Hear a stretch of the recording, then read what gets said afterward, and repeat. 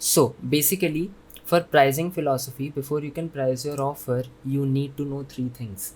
And these three I've learned from Alex Hormozy from his book 100 Million Offers. So the first one is price to value discrepancy. Basically, what it means is that people buy products because they believe what they are getting in value is superior to price. You want to create a price to value discrepancy. Basically, let's say you bought this program for 60, 70, 80, 90,000 rupees.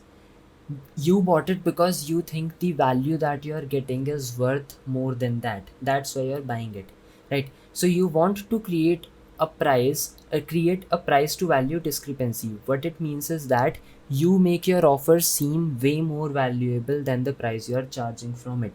Let's say someone buys our program for 1 lakh rupees and we are guaranteeing him 20 clients, and let's say his approximate client value is 50,000, so he would be earning 10 lakh rupees by just giving us 1 lakh rupees.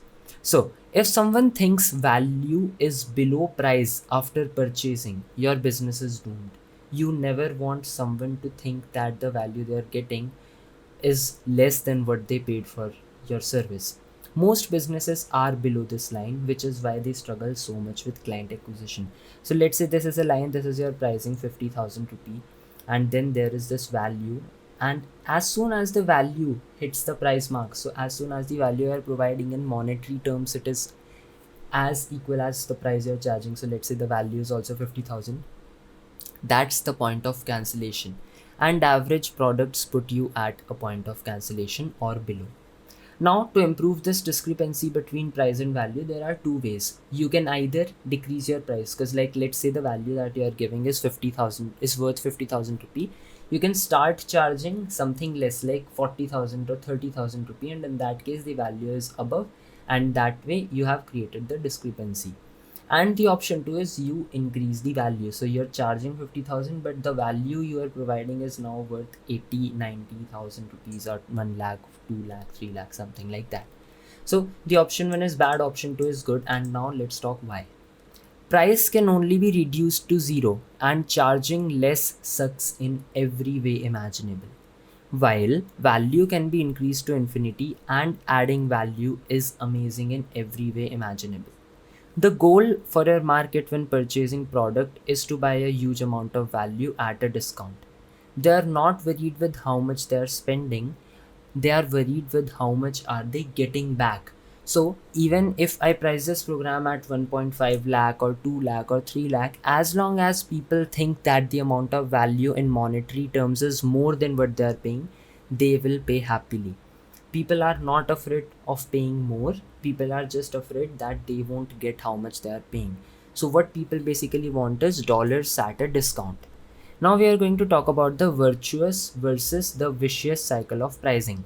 So basically, when pricing their service, what most businesses do is they follow the vicious cycle of pricing, and you should not do that. What I mean by that is they look at the market, then they see what the competition is offering, then they take the average price. Let's say the average price for whatever service you're offering is 50,000 rupees a month, and that's the average price. Now what they would do is they would go a little below the average price to stay competitive. So instead of 50 they would charge 40k, and then they would provide a little more than their competitors. So let's say your competitors are providing the SMM service, along with it you will also provide them Google My Business, or you will provide them free reviews on Google or something like that. And that's why you end up selling more for less, and you don't want to be in that situation. You don't need to do this, because most businesses you look at are poor, and if you don't want to be like them, you don't need to copy them. Because this cycle we just talked about, it keeps on repeating itself in the market amongst competitors until profit margins basically die. And this is called market efficiency, and it makes everyone go out of business or barely stay afloat, and the prices or the margins are razor thin, and you don't want to be in that situation. Instead, you want to increase the price. And here is a diagram from the book 100 Million Offers explaining what happens when you drastically increase the price. So, this is the virtuous versus the vicious cycle of price. What happens from your client's perspective when you increase the price? When you increase the price, the emotional investment also increases. and when you decrease the price, the emotional investment also decreases. When you increase the price, the perceived value also increases, and when you decrease the price, the perceived value also decreases. When you increase the price, the results also increase because the person has some emotional investment and they are going to do some hard work because they invested their money into that thing. That's why the results are better. And if the price is low, the results are also decreased. In the case of demandingness, it's different because you must have seen this. Low ticket clients ask for so much, and low ticket clients are never satisfied, while high ticket clients don't ask for so much. They are understanding, they listen to your advices, and they don't ask for a lot. So the demandingness when you increase the price decreases, while the demandingness when you decrease the price, it increases. And finally, revenue for fulfillment per customer. If you increase the price, it also increases, and if you decrease the price, it also decreases, because the revenue you'll be getting for the fulfillment of each customer, it would be increased, right? Because you are charging more. So that's the thing. Now, from the perspective of your business, what happens when you increase the price? When you increase the price, your profits also increases, and when you decrease the price, your profits also decreases. That's very self-explanatory. Then, perceived value of self. The way you look at yourself, the way you look at your work, and the way you look at your business, it increases. Let's say you're selling something for 2 lakh while the market is selling it for like 30-40,000. In that case, the perceived value of self would also increase, and the perceived value of the product would also increase. Then the perception of impact, the way the market or the way you look at the result, it also increases. And if you decrease the price, it decreases as well. Service levels, when you increase the price, they also increase, because now you have more money, you have more cash that you can invest in getting them a better service, right? And if you're charging them less, in that case, the service levels also decrease. And the same thing happens with the sales team conviction. Imagine selling something for 2000 rupees and having to go through a sales call for that. No one would be happy doing that. So when you have a high ticket product, the sales team is also very convinced that the product is good, and they do their work happily. So that's the thing for the vicious and the virtuous cycle of pricing. Now we are going to talk about the third rule, which is high prices means high value. Price is a communication of value. People perceived more value from products that are more expensive. Charging higher prices literally makes people believe your product is better, meaning they will like it more. So basically, when you like, let's just see one thing. There's two shirts. One is from a brand like Louis Vuitton, and one is a normal shirt which was made at almost the same factory, right? So there's a high difference basically in the pricing, but there's not a lot of difference in the quality. But people would still treat Louis Vuitton as something very big, and they would still keep it on the pedestal. And that's because the prices are literally high. When the prices are literally high, it makes people believe that your product is better, meaning they will like it more. Increasing price actually increases the quality of your product. And this is what Alex Hormozy did with Gym Launch. This is where they were charging 15,000 or so for their program, when the highest price everyone else charged was just $5,000. So the price they had was 3 times more, and still they were dominating the market. When you are more expensive, actually way more expensive than your competitors, it forces your market to think this must be something different. Your prices communicates a lot about your business and the value it provides, so you should never ever be afraid of ramping up your prices. Again, think, if someone is paying you more, you have more leverage, which is cash, to invest in actually getting them result. Let's say you're doing some service and they pay you 30,000 for it. At max, you can hire a freelancer who's gonna charge 20,000 for this. But let's say at the same time they pay you 5 lakh for the same service, you can hire a freelancer who can do it for like 1.5 or 2 lakh rupees. And the freelancer who is charging 2 lakh rupees is going to be much better than the freelancer who is going to charge just 20,000. Now, just run through this experiment.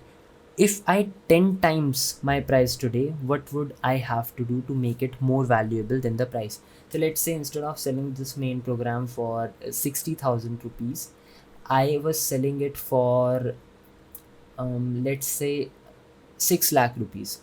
What exactly would I have to add in? I might have to add in a few more sections about service delivery, so that people also know how do you deliver the service, I might also add something like running like detailed Google Ads course or detailed Go high level course or something like that. And based on that, I might be able to increase my value to this point where I can even like I can justify 6 lakh as a pricing for this program. In that case, I might even have to tell people that we will get you results faster, so 20 clients in just 120 days, and I might have to find some ways to do that. So basically just run through this experiment once and think that if I 10 times my price today, what would I have to do to make it more valuable than the price. Now talking about the art of resonance. Resonance is basically matching. So, the key to creating a Grand Slam offer is resonance. Think of offer and message creation like drilling for oil. Certain parts of oil, Earth's surface contains oil, and the presence of this oil creates pressure. If struck, the pressure is released and the oil can be extracted for profit. The problem is knowing where to drill. Like the earth, the human mind contains pockets of pressure that, if drilled, leads to a psychological release that can be extremely profitable. Instead of using a physical drill, we can use words. Using the right words, phrases, or images, we can resonate with the unconscious mind of the market and create a massive action. Right? So, like words are very powerful, phrases, copywriting, and all those things are very, very powerful. And this happens because of something I call latent conditions. We have talked about it in the previous 2 episodes as well. But latent conditions are basically something which works in fractals. So, the problem or the conditions or basically the psychological behaviors or any kind of behaviors that gym owner A has, gym owner B is going to have probably similar ones to A, and gym owner C is also going to have similar behavior as to gym owner A, and that's why the whole economy in a particular niche has almost same conditions, and these are latent conditions. Latent conditions are the underlying psychological, situational, and cognitive forces that a market or a niche shares.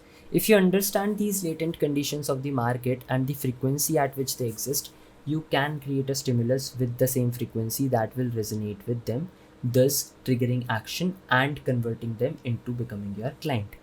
Some of the example of latent condition in early stage marketing agency owners is they look to YouTubers like Iman Ghazi and all. Then they buy a $997 course and then they are disappointed, but they still keep looking up to the same person who sold them the course. Second one is massive imposter syndrome kicking in after signing your first few clients, then putting on those reels and a multi 6 figure business owner and things like that. Then spending as little time on outreach as possible and finding worthless distractions like making an Instagram page or making a website or something like that, which is not directly correlated to bringing results, while knowing that they are deluding themselves. Then being primarily driven by one word, freedom, and this is very common in youngsters and people who are entering the marketing agency space. They always are motivated by this word, financial freedom or location freedom or something like time freedom. And basically that is one reason why we named our program as Freedom Formula. Now blaming most of their problems on their niche. If you look at YouTube today itself, people would be, this niche is saturated, you need to try this niche and this niche. Niches don't saturate. Then putting the $10,000 per month point on a pedestal, looking at it like it's the main goal of their life and something like that. So these are some latent conditions that I know about marketing agency owners. And how do I know these? Because I have done my market research. I know more about marketing agency owners than what they know about themselves, and this comes from more and more and more and more research. We can imagine that these latent conditions are frequencies similar to those you would find on a radio station, and when you keep rotating that radio dial, you keep tuning your radio until you meet them at a certain frequency, right? And when you reach a certain frequency, you find a station, and in this case a station is one or more of these latent conditions.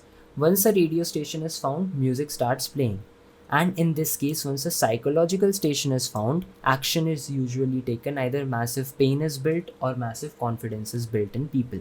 So in simpler words, marketing assets that make people feel understood invoke trust. Good marketing triggers react with existing psychological conditions to get results. So whenever you read something or whenever you watch a video and it makes you take that action, it's because they have very good triggers that react with your psychological conditions which are pre-existing. And this is why niche market research is so vital for your company. Again, we have one action step for you. List out 5 to 10 latent conditions that you know exists in your market. If you don't think they exist, you have not thought hard enough, or you probably have not done enough research. Now take your time and start brainstorming and start trying to find 5 to 10 latent conditions similar to these ones. It could be anything. These people, they are driven by this word called high ticket, and these people, they are driven by these shiny objects like funnels and all these things. Then these people, they don't believe in outbound strategies. So these could be some latent conditions that could be in your niche, something like that. Try to find it. So now we are going to talk about the offer creation worksheet, and this is something which I would recommend you guys to do. And this is something which all the team members, if you have a team, you should do it with all the team members as well. And basically now we are going to create our offer, and this resource will explain the step-by-step process for building the offer.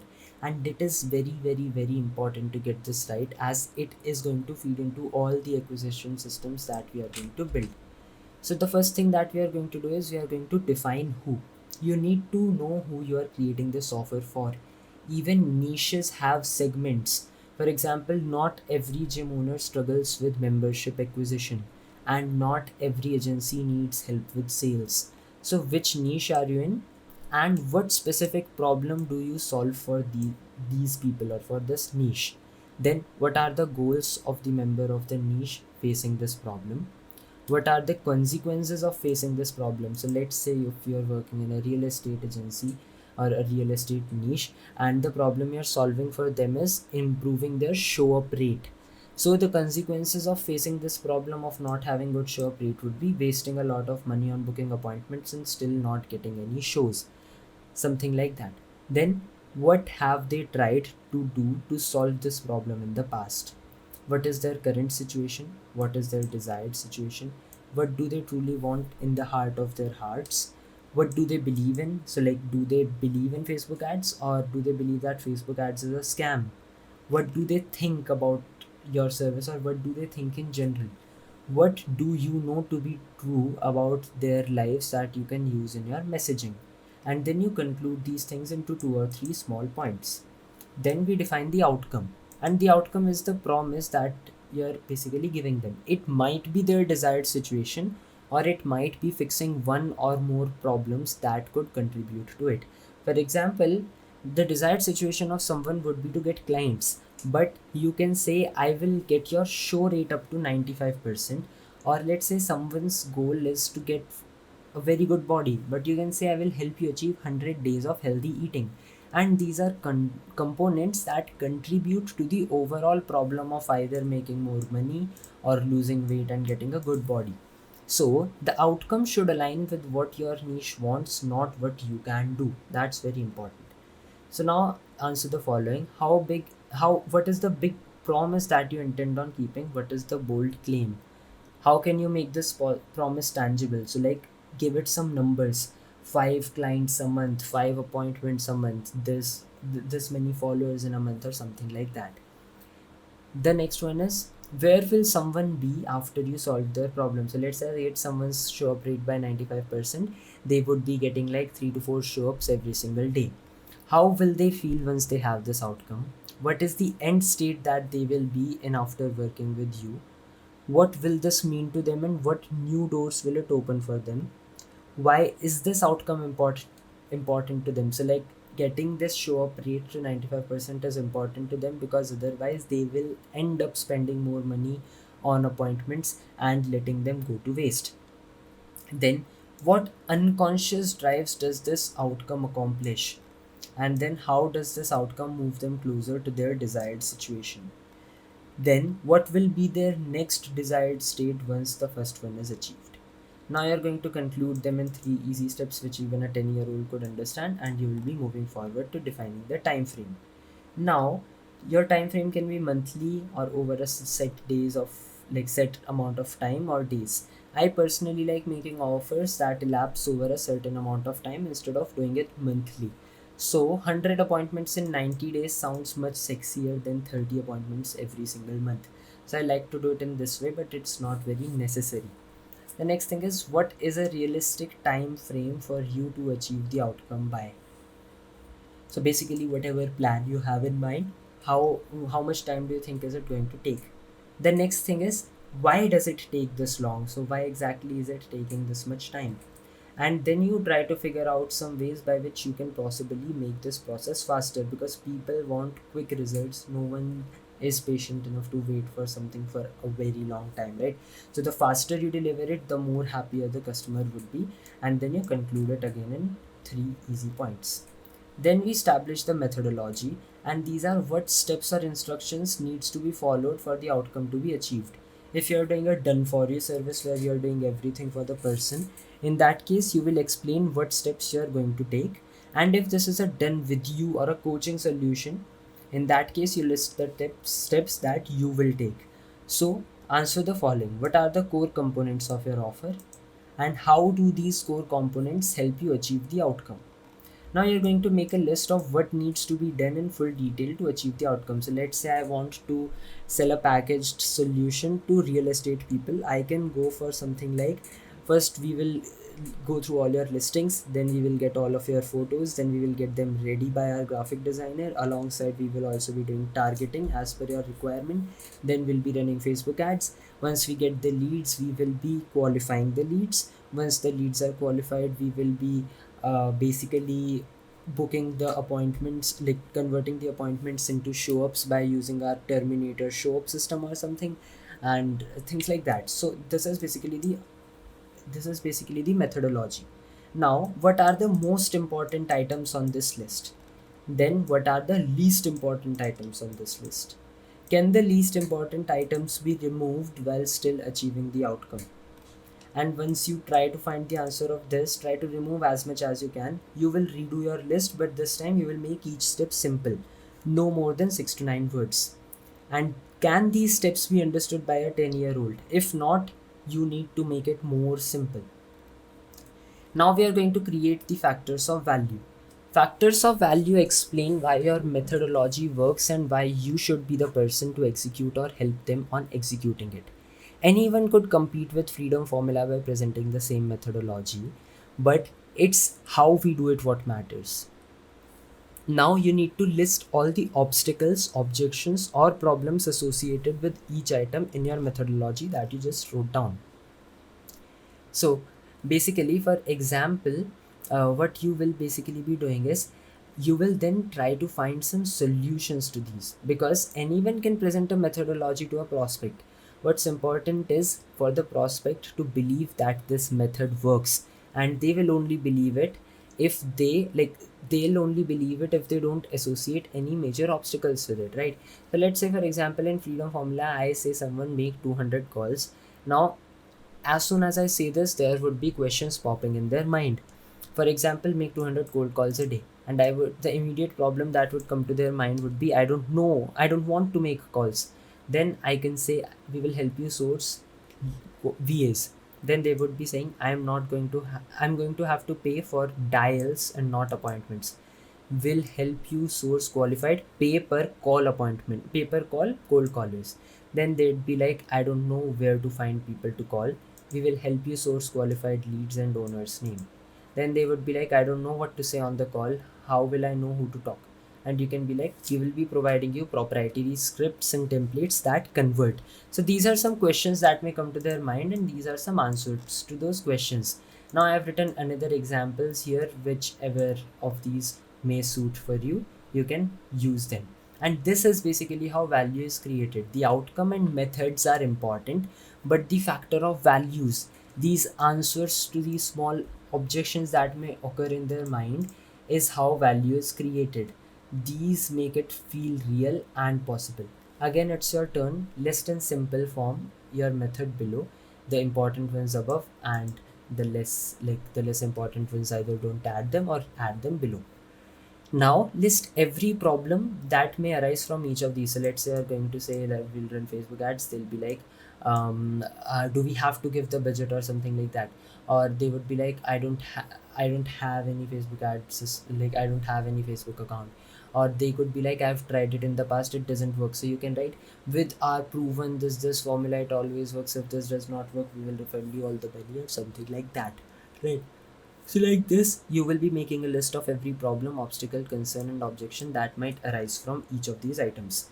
Now you will be engineering solutions to these problems or these concerns.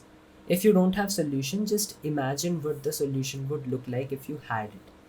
Then explain the solution in terms so simple that even a 10-year-old could understand them. And this is how we literally built Freedom Formula and turned it into a value powerhouse. If there are problems or obstacles you feel you cannot overcome but you know they exist, it's time for you to get to learning or to adapt your product so that it goes through a way where this obstacle is not coming in the path. One more thing that you need to know is you need to stay in your lane and you don't need to take it too far. If you're a marketing agency selling appointments, you don't necessarily need to source sales talent to close the appointments for them. However, if you did, the offer would be 10 times better. But the thing is, you want to do all of this in balance. For example, Freedom Formula, it makes client acquisition easy, but it does not help with service delivery, right? Things seem and feel more valuable when they solve more and more and more mini obstacles and problems which prevent us from solving a macro problem or a macro obstacle, right? So after all, because the big problems, they are just a collection of little ones. So the more little ones you solve, then you will end up solving a bigger problem. Now ask yourself, what can you trim away to maximize the profit and the value while minimizing the operational cost and drag. Think of the 80-20 rule. Where is the 80% value coming from and where is the 20% value coming from? And if the 20% value is coming from anything which takes more efforts than 20%, just remove it. Now we are going to make a risk reversal.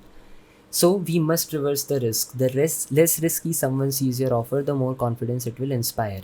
People that have extreme risk reduction are seen as favorable by the market.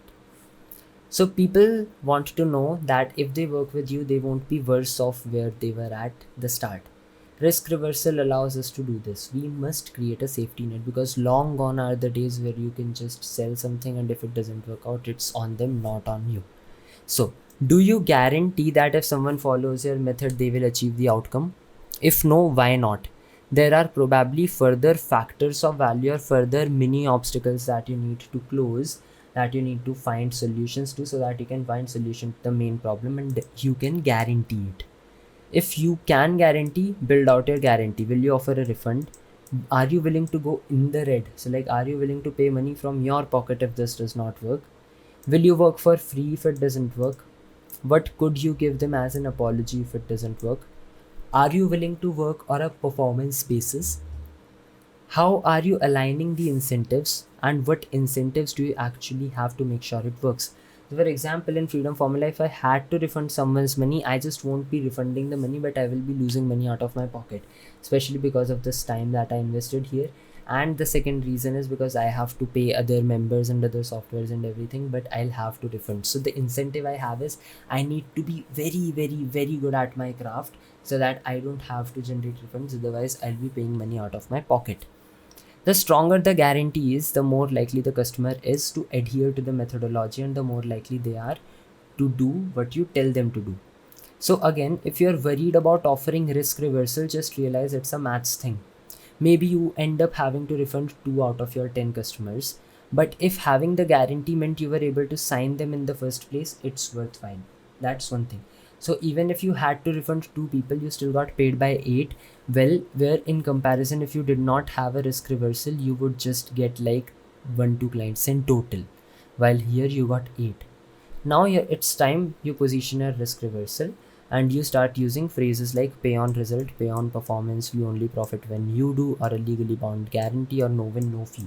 Something like this. You can take help from ChatGPT in filling up whole of this worksheet because that works really great. Now what is your guarantee? Stated below. So like, we are guaranteeing this much thing in this much time, or else we refund this much money to you. Now you're going to name your guarantee, like profuse apology guarantee, we are out of our mind guarantee, almost too good to be true guarantee, something like that. The next one we have is polarization. So now we want to exclude certain members of the niche who we cannot help, and excluding these people makes people who are included feel even more so, even closer to you. So right here, who can't you help? So let's say you're working in real estate agency and you basically only work with clients who have like properties over $1 million. So you cannot help people who have these who basically have these properties listed at like $10,000 $20,000, right? So basically you're removing them, and in this way people who have properties over $1 million would think that you have something special because you're working with them. The next one is who is this outcome not for? And then finally, what mindset would someone need to be in order for you to not work with them? So like for example, in our case, we don't work with people who want overnight success or who don't take care of the principles and just want shiny objects. We do not work with them. Then step 8 is ultimatum. This is basically the best and worst case scenario what that happens to someone if they take up on your offer.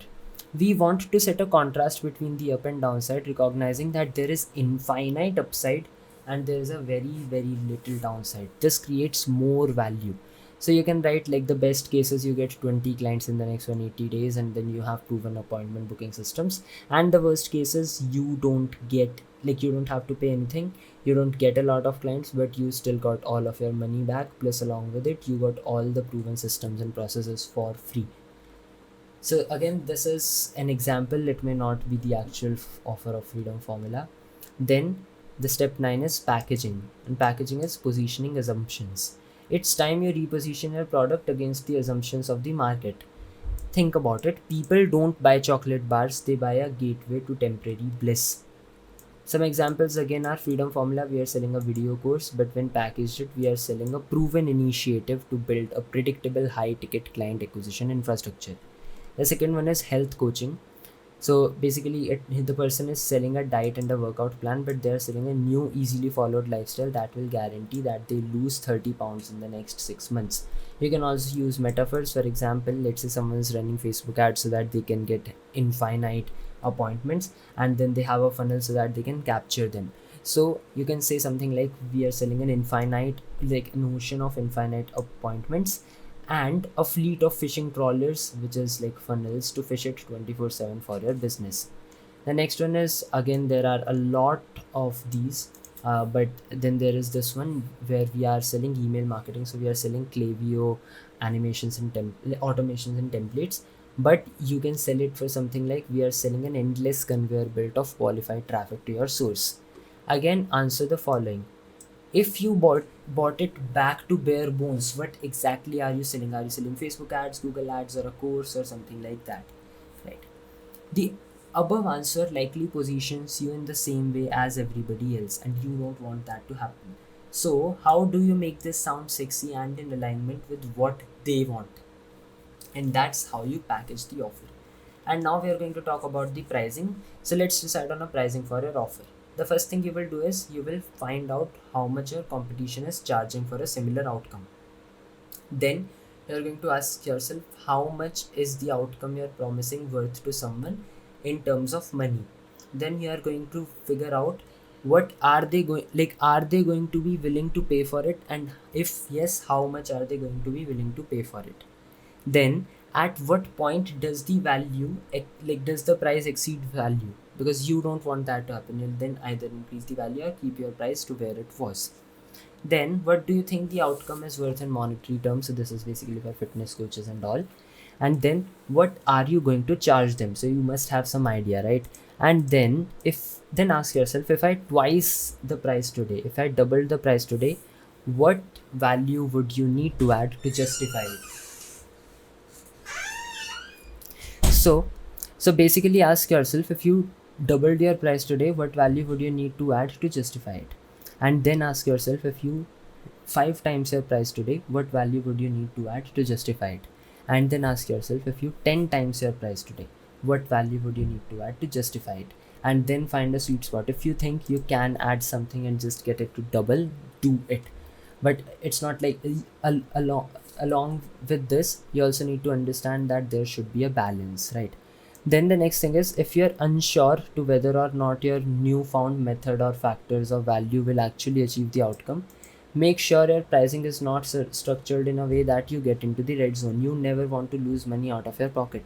So in that case, you can either consider a paper performance model with a small upfront fee, or you can basically say like we'll refund 50% or we'll work for free until we do this, or something like that. The next thing is offer asset creation. We need to create the marketing, appointment booking, and sales asset that actually deliver your offer to the market. Now we are going to this another tab, which is the offer asset creation. So coming to this resource will help you in configuring the tangible assets that present your offer to the market. We are going to create multiple message and one pitch so that we can keep trying them. We create multiple message so that we have multiple angles to test. And when you start building appointment booking systems, you can basically run through them and test them one by one. When you come to build appointment booking systems and sales, we can call on this work to create your copy, scripts, ads, etc. Now we are going through the short form message. Short form message should be what you do and it should summarize what you intend to do. It should be delivered in the fewest words possible, right? So some important points here are: it should be 3 to 6 words long. You should focus on the end result. You should keep it action focused. It should be easily understood, and make sure that your tongue is not twisting while saying that. Then also along with it, you reverse engineer the latent condition of your market and you give them what they want to read or what they want to listen, not what they want, like not what you want to read or listen or write. Okay, so basically here are some examples that you can use basically to get a good idea. You can also go through ChatGPT and try to find these. Using the latent conditions you wrote earlier, create 15 to 20 short form messages for yourself. And you cannot create these messages out of thin air. You have to start with the latent conditions and reverse engineer what people want or need to hear. These are going to help you with your copy, script, headlines, inbound marketing, and YouTube titles. So make sure that you do this. Then some examples that I found for early stage agency owners, I've written them down. You can go through that to get some better examples. Then here we are coming to the long form message. The long form message basically gives people a high level overview to your overall offer. It should explain who you help, the end result, the time frame, along with the name and the details of the risk reversal that you're proposing to people. It can also contain your polarizing message or a message that sets 1 to 2 core expectations.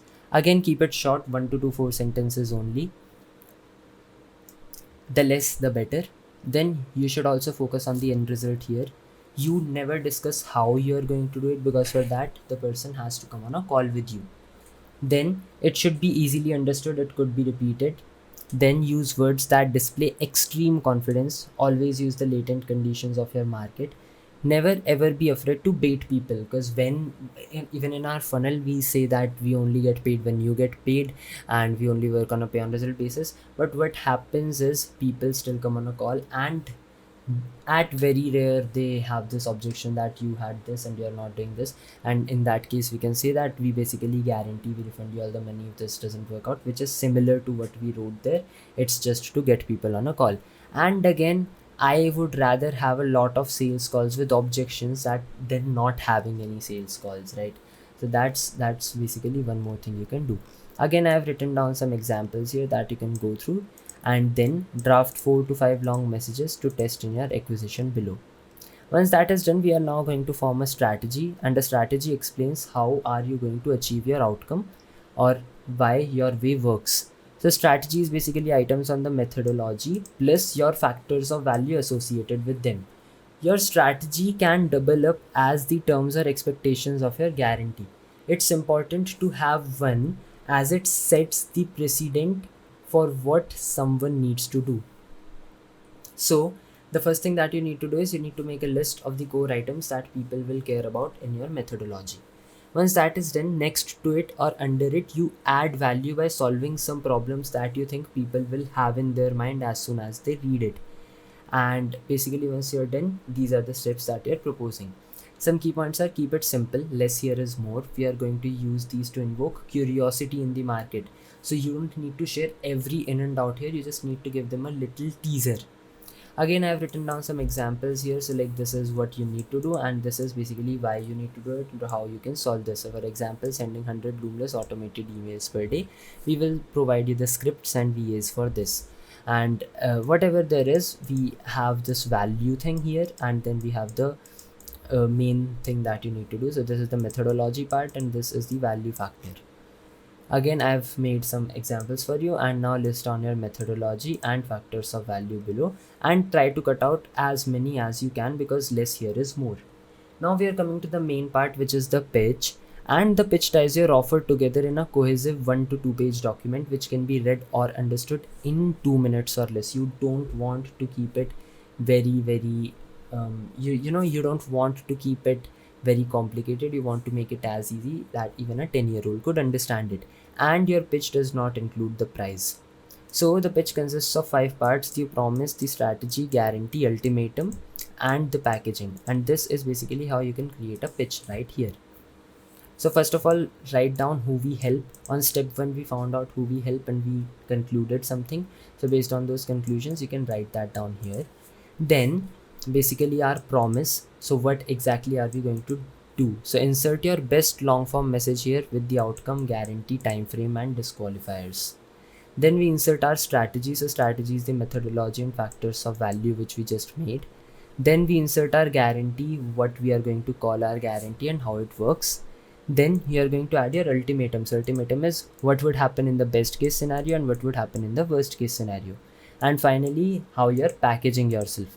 So here I have given one example pitch that we created very long ago when we were planning to launch Freedom Formula in the international space. And this is who we help.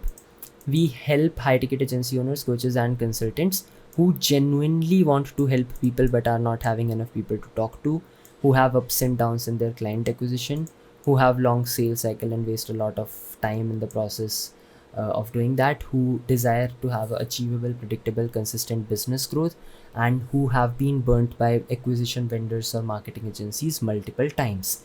Then this is our promise. So this is basically our guarantee.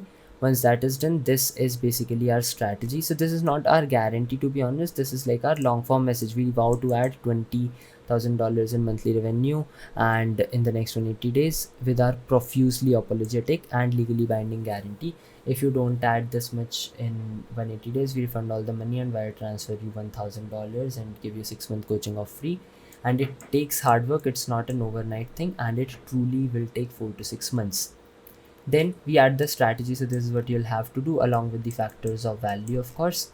Once that is done, then we add our guarantee. So this is the guarantee: in 180 days, if you don't add $10,000 in monthly revenue, we will provide you a full refund. We'll transfer you $1,000 and we'll keep helping you build your systems for free for the next 180 days. So now coming to the ultimatum, the best thing that could happen is you implement the infrastructure and Freedom Formula and you add $10,000 in new monthly revenue in the 6 months. Or you implement it, not make any money, receive a full refund, get complimentary $1,000 to your bank, and receive 6 months of coaching free of charge. So the worst case scenario is you net gain $1,000 and you retain access to all of our proven systems for free. So like this, I'm telling them this is the best thing which could happen and this is the worst thing that could happen. Then finally, packaging. This is not a shiny object designed to transform your business and life overnight. This is a 6 months initiative to build predictable client acquisition infrastructure in your company. And that's how you create a pitch. So we now have a pitch, we now have a strategy, a long form message, and a short form message too, based on an offer that we created. And once this is done, I'm going to give you a final visualization of it as well. This is a person, this is their current situation, this is where someone currently is in life and they're typically unhappy and in pain, and this is their desired situation where they want to be. It's always going to be above or better than the current situation. This is where people want to be in life, typically happy and pleasurable. This is like a star. So this is the outcome, the end result where someone wants to be in. And you should align this with their goal. Your offer should be aligned with the star. Then here this is time. So because everything takes time, there is this time, and then this is basically your methodology. So this is basically your offer. These are some steps they can take to basically make it work and reach to this place. Then these are the foundation of step. The steps are made using factors of value that make people think the steps are sturdy and reliable. So by factors of value, again I mean when you solve many obstacles. Then right here you also add a trampoline. So basically the trampoline is a risk reversal thing. if going through this they fall somewhere here, it will either bring them to where they were, or it will keep them somewhere, it would keep them at a position which is better than where they were. So this is basically a trampoline, and then this is like a mess, and this needs to be fixed. These are some problems why this person is not able to reach to this place. So this is basically the final notes. Your market has a current situation and a desired situation. The job of your offer is to position your product as a vehicle for the escape of the current and achievement of the desired situation.